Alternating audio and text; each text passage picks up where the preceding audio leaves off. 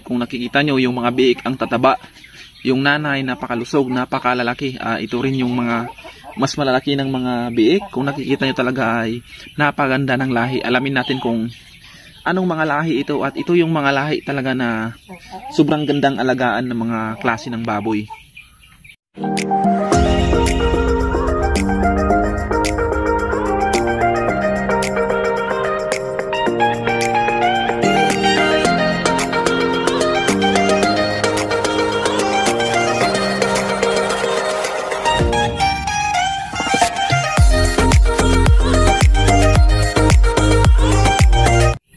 Yun nga mga ka-Province Life, welcome back po muli sa ating munting channel. Sa mga hindi pa po nakapag-subscribe, pa-subscribe na lang po para lagi po tayong updated sa ginagawa natin dito sa ating farm, sa ating manukan, sa mga baboy na pinapakita natin. Ngayon na ipapakita natin yung napagandang mga baboy mga Province Life. Aramin din natin yung mga klase ng baboy na ito, lahi ng baboy, dahil